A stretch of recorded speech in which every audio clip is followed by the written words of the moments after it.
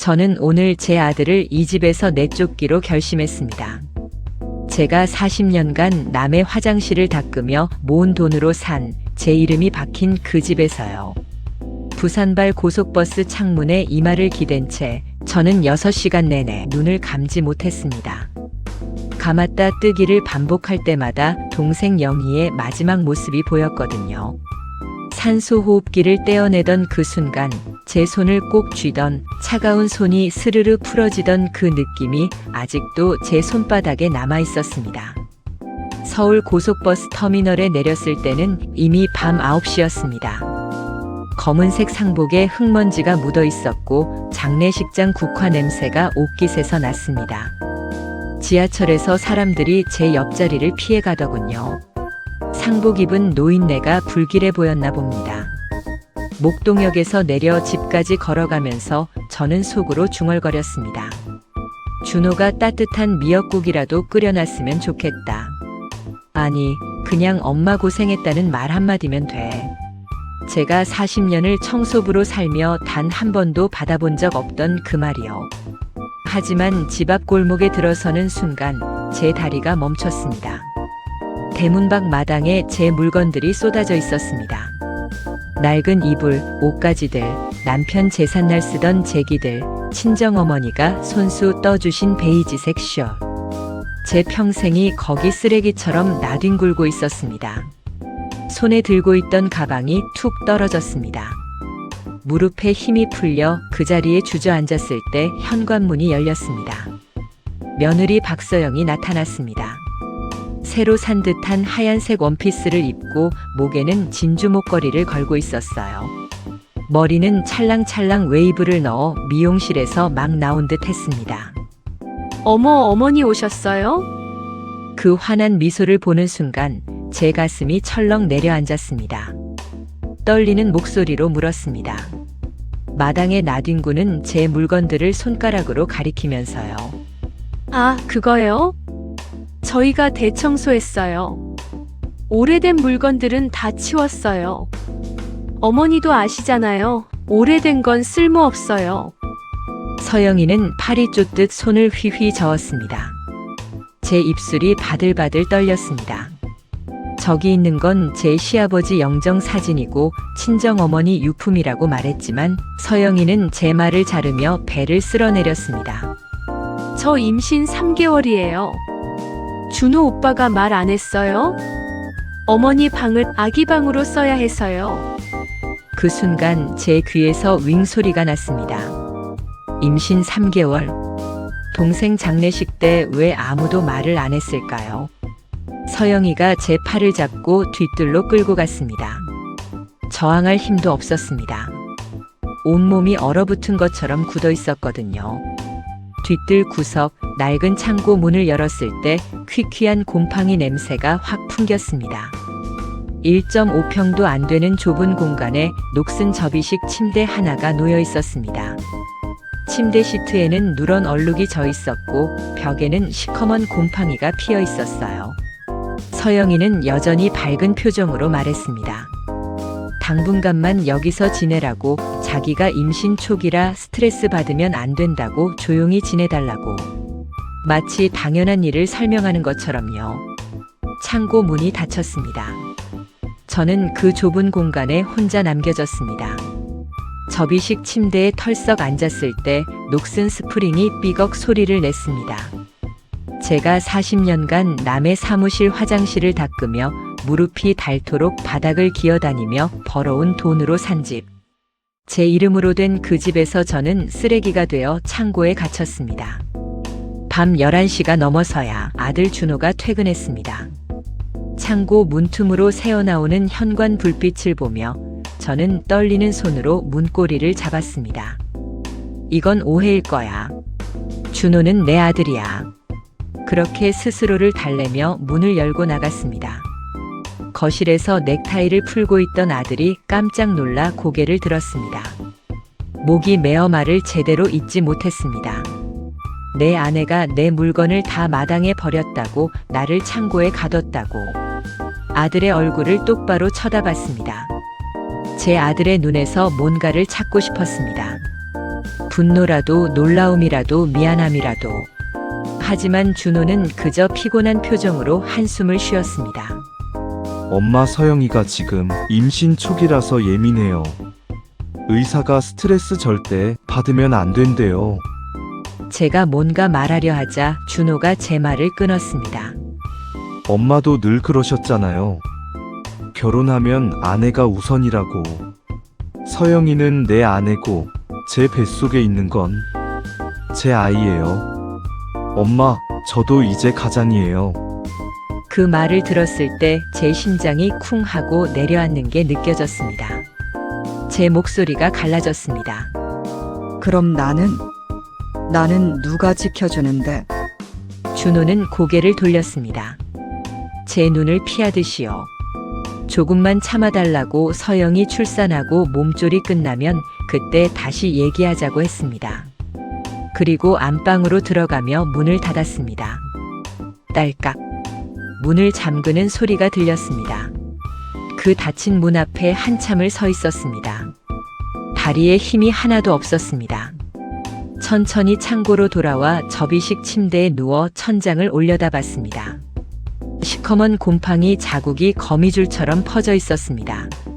그때 제 눈에서 눈물이 주르륵 흘러내렸습니다. 40년을 일했습니다. 무릎이 까지도록 허리가 끊어져라 일했습니다. 남의 집 변기를 닦고 쓰레기통을 비우고 걸레질을 했습니다. 손은 거칠어지고 허리는 구부정해졌지만 준호만은 대학 보내자, 준호만은 좋은 직장 보내자, 그 생각 하나로 버텼습니다. 그렇게 모은 돈으로 이 집을 샀습니다. 목동 2층 주택, 작은 마당이 딸린 이 집을. 이제 편하게 살 수 있겠구나 싶었습니다. 그래서 아들이 결혼할 때 선뜻 증여해줬습니다. 하지만 지금 저는 제가 산 집 창고에 갇혀 곰팡이 냄새를 맡으며 누워 있습니다. 눈물이 자꾸 흘렀습니다. 닦아도 멈추지 않았어요. 그날 밤 저는 한숨도 자지 못했습니다. 곰팡이 냄새나는 창고에서 천장만 뚫어져라 쳐다보며 제 인생이 어떻게 이렇게 됐는지 곱씹었습니다. 문득 제 옆 핸드백에서 휴대폰을 꺼냈습니다. 새벽 3시. 멍하니 화면을 보다가 은행 앱을 켰습니다. 비상금 통장을 확인한 게 언제였지? 동생 간병하느라 몇 달간 한 번도 보지 못했었는데. 비밀번호를 입력하고 잔액을 확인했습니다. 900만 원. 저는 눈을 감았다 다시 떴습니다. 분명 6천만 원이 있었는데. 거래 내역을 내렸습니다. 인출 200만 원, 이체 300만 원, 인출 150만 원. 제 손이 바들바들 떨렸습니다. 지난 8개월간 5천만 원이 사라졌습니다. 모두 제가 부산에 있던 기간이었습니다. 5천만 원이 어떻게? 제 손이 바들바들 떨렸습니다. 그리고 새벽 4시쯤 제 안에서 뭔가 달라지는 게 느껴졌습니다. 슬픔이 단단한 무언가로 바뀌고 있었습니다. 다음날 새벽 저는 이웃 김 여사님을 찾아갔습니다. 따뜻한 차를 받아들었을 때 제 손이 떨려서 찻잔이 덜컥거렸습니다. 김 여사님은 제 얼굴을 보더니 화들짝 놀랐습니다. 저는 떨리는 목소리로 물었습니다. 지난 몇 달간 우리 집에서 이상한 일이 없었냐고. 김 여사님이 한숨을 푹 쉬더니 차마 말 못했다며 입을 열었습니다. 며느리가 명품 쇼핑백을 거의 매일 들고 왔다고. 그리고 가장 충격적인 건 제가 부산 간 사이에 큰 트럭이 와서 70년 된 골동품 장롱을 실어 갔다는 거였습니다. 제 시어머니가 물려주신 그 장롱을요. 서영이가 남자들한테 돈을 받고 주는 걸 직접 봤다고 했습니다. 그 장롱은 제 시어머니가 물려주신 19세기 자개장이었습니다. 제 입에서 신음이 새어나왔습니다. 김 여사님이 제 손을 꽉 잡으며 말했습니다. 자기 아들 친구 중에 변호사가 있으니 당장 전화해 보겠다고. 그날 오후 저는 최 변호사님 사무실에 앉아 털어놓았습니다.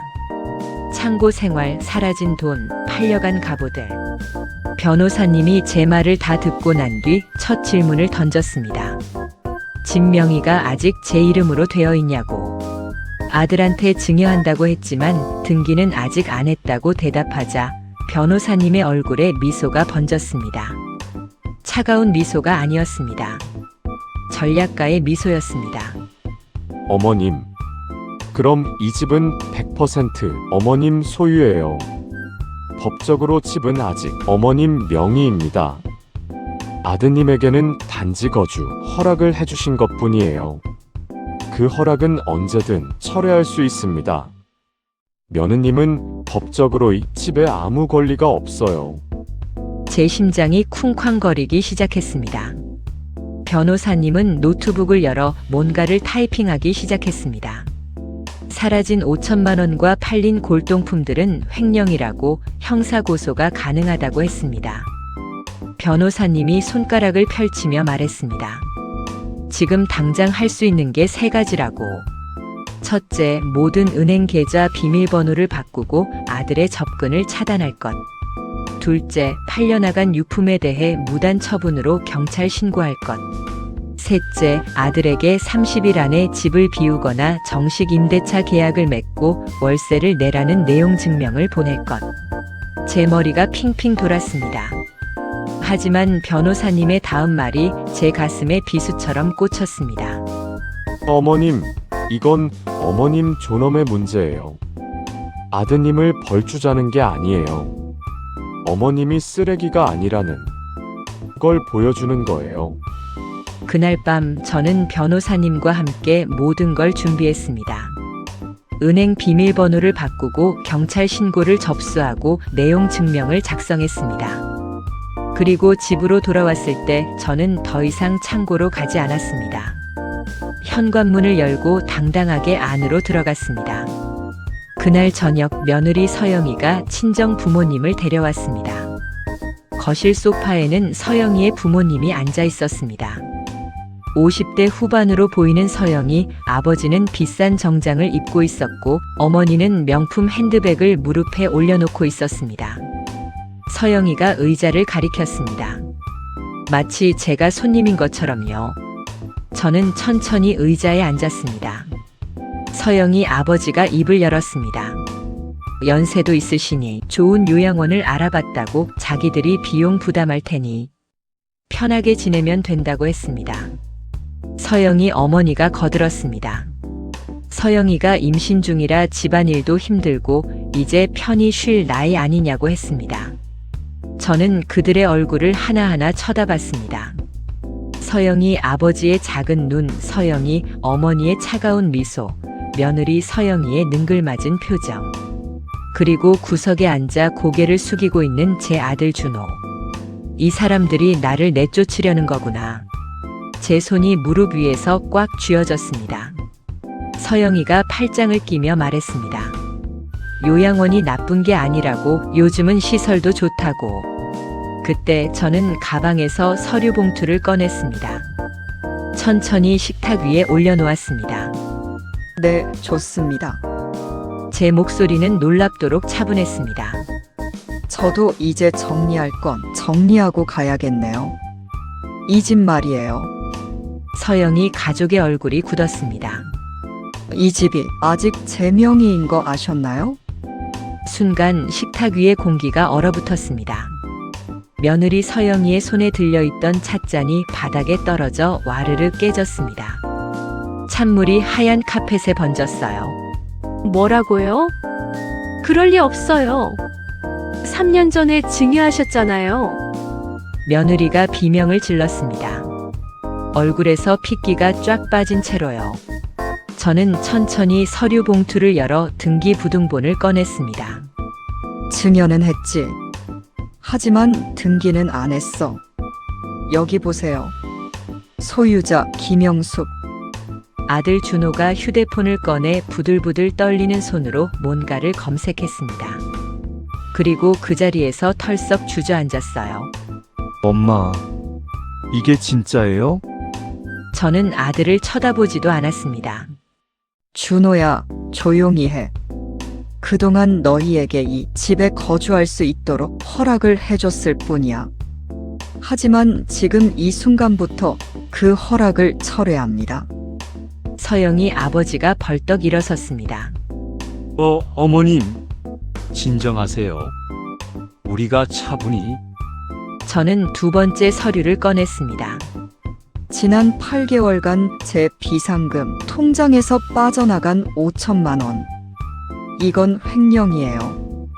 경찰 신고 접수했습니다. 서영이가 의자를 박차고 일어났습니다. 그 돈은 저희 생활비였어요. 어머니가 주신 거잖아요. 저는 며느리를 똑바로 쳐다봤습니다. 그리고 또박또박 말했습니다. 내가 언제 5천만 원을 너희한테 주겠다고 했어? 내 통장 비밀번호를 어떻게 알았지? 그것도 너희가 설명해봐. 며느리의 입이 벌어졌다 닫혔다를 반복했습니다. 저는 세 번째 서류를 꺼냈습니다. 제 시어머니 유품이던 골동품 가구들. 70년 된 장롱, 제 결혼 예물이던 그 가구를 네가 팔았지? 이웃이 다 봤어. 돈 받고 트럭에 실려보낸 거. 이것도 무단 처분으로 신고했어. 며느리의 얼굴이 새하얗게 질렸습니다. 입술이 파르르 떨렸어요. 어머니, 그건 오래돼서. 제 목소리가 떨렸습니다. 분노 때문이 아니었습니다. 40년간 참아왔던 모든 슬픔이 한꺼번에 올라왔기 때문이었습니다. 나는 40년을 청소부로 살았어. 남의 변기를 닦고 쓰레기통을 비우고 무릎 꿇고 바닥을 닦았어. 손이 트고 피가 나도 참았어. 왜? 준호 너 하나 대학 보내고 좋은 직장 보내려고. 아들 준호가 고개를 떨구었습니다. 그렇게 모은 돈으로 이 집을 샀어. 한 푼 한 푼 모아서. 그런데 지금 나는 내가 산 집 창고에 갇혀 있었어. 쓰레기처럼 버려진 채로. 내 평생 모은 재산이 사라지는 걸 지켜보면서. 서영이 어머니가 떨리는 목소리로 말했습니다. 어머님, 진정하세요. 우리 서영이가 임신 중이라. 저는 며느리를 쳐다봤습니다. 임신. 정말 임신한 거 맞아? 며느리의 얼굴이 확 굳었습니다. 당연하죠. 산부인과도 다니고 있잖아요. 저는 가방에서 마지막 서류를 꺼냈습니다. 서영이가 그 서류를 보는 순간 얼굴에서 모든 색이 사라졌습니다. 그럼 이 5년 전 난소 수술 기록은 뭐지? 담당 의사 소견서에는 자연 임신 불가능이라고 적혀 있는데. 바로 그때였습니다. 현관 초인종이 울렸습니다. 문을 열자 한 중년 여성이 서 있었습니다. 서영이 어머니와 똑 닮은 얼굴이었습니다. 서영이 이모였습니다. 이모가 거실로 들어왔을 때 며느리 서영이의 얼굴은 이미 새하얗게 질려 있었습니다. 이모의 목소리는 떨리고 있었습니다. 서영아, 이모가 더 이상은 못 참겠다. 미안해. 그리고 저를 향해 고개를 숙였습니다. 어머님, 죄송합니다. 서영이는 임신하지 않았어요. 아들 준호가 벌떡 일어섰습니다. 뭐라고? 이모가 눈물을 닦으며 말했습니다. 서영이는 5년 전 난소 수술을 받았다고. 의사가 자연 임신은 불가능하다고 했다고. 그리고 카드 빚이 2억이 넘는다고. 그래서 이 집을 차지하려고 임신했다고 거짓말을 한 거라고. 그 순간 준호가 서영이에게 다가갔습니다. 서영아, 대답해. 임신한 게 거짓말이야? 며느리의 입술이 떨렸습니다. 그리고 무너졌습니다. 미안해. 오빠. 나는 빚 때문에. 철석. 준호의 손이 벽을 쳤습니다. 액자가 떨어져 바닥에서 깨졌습니다. 내가 엄마를 창고에 가둔 게 거짓말 때문이었어? 준호의 고함 소리에 거실이 울렸습니다. 저는 그저 그 광경을 지켜볼 뿐이었습니다. 제 아들이 무너지는 모습을. 준호가 저를 돌아봤습니다. 눈에는 눈물이 가득했습니다. 엄마, 나는 내가 뭘 한 거야? 준호가 제 앞에 털썩 무릎을 꿇었습니다. 하지만 저는 아들의 머리를 쓰다듬지 않았습니다. 제 목소리는 차가웠습니다. 일어나. 준호가 떨리는 다리로 일어섰습니다. 저는 아들의 눈을 똑바로 쳐다봤습니다. 내가 속았다는 걸 안다. 하지만 나를 창고에 가둔 건 너야. 내 물건을 마당에 버린 것을 묵인한 것도 너고, 내 재산이 사라지는 걸 모른 척한 것도 너야. 너는 내 선택의 결과를 감당해야 해. 저는 가방에서 마지막 서류를 꺼냈습니다. 30일 안에 이 집을 비워. 아니면 정식 임대차 계약을 맺고 월세를 내든지. 그리고 서영이는 경찰 신고는 이미 들어갔어. 횡령죄, 사기죄로. 며느리가 그 자리에 주저앉았습니다. 그날 저는 그 집을 나왔습니다. 뒤돌아보지 않았습니다. 그로부터 3일 후 저는 김 여사님 댁 작은 방에서 지내고 있었습니다. 밤 11시쯤이었을 거예요. 침대에 누워 천장을 바라보고 있었는데 갑자기 가슴이 조여왔습니다. 왼쪽 가슴에서 시작된 통증이 팔로, 턱으로 퍼져나갔습니다. 숨을 쉴 수가 없었어요. 침대에서 굴러떨어졌습니다. 바닥에 엎드린 채 저는 필사적으로 문 쪽으로 기어갔습니다. 문고리를 잡으려 손을 뻗었지만 힘이 없었습니다. 의식이 흐려졌습니다. 그때 문이 벌컥 열렸습니다. 김 여사님의 목소리가 아득하게 들렸습니다. 119를 부르는 소리가 들렸고 그 다음은 기억이 없습니다. 눈을 떴을 때 저는 병원 침대에 누워 있었습니다. 하얀 천장, 삐하는 심전도 소리, 소독약 냄새. 옆에서 다급한 목소리가 들렸습니다. 고개를 돌리자 둘째 딸 은지가 눈물범벅이 된 얼굴로 제 손을 잡고 있었습니다. 의사가 들어와 이것저것 확인하고 나갔습니다. 그리고 병실에는 은지와 막내 아들 민수가 남았습니다. 저는 두 자식의 얼굴을 번갈아 봤습니다. 준호는 안 왔니? 은지의 얼굴이 굳었습니다. 준호에게 연락했지만 며느리가 전화를 받았다고 했습니다. 엄마의 쇼라면서 병원에 못 오게 막았다고. 제 가슴이 또다시 조여왔습니다. 은지가 제 손을 더 세게 쥐었습니다. 김 여사님한테 다 들었다고 엄마가 창고에 갇혀 있었다는 것, 재산을 빼돌렸다는 것. 저는 그제야 모든 걸 털어놓았습니다. 마당에 버려진 제 물건들, 창고 생활, 사라진 5천만 원, 팔려간 갑오들, 거짓 임신. 다 말하고 나니 은지와 민수의 얼굴은 분노로 일그러져 있었습니다. 민수가 이를 갈았고 은지가 동생을 말렸습니다. 그리고 저를 봤습니다. 엄마, 이제 걱정 마세요. 이제 저희가 알았으니까 법적으로 확실하게 처리할게요. 그리고 준호 오빠는 더 이상 우리 가족이 아니에요. 은지의 목소리는 단호했습니다. 바로 그때 병실 문이 열렸습니다. 서영이 친정어머니였습니다. 머리는 헝클어져 있었고 눈은 충혈되어 있었어요. 그 여자가 제 앞에 무릎을 꿇었습니다.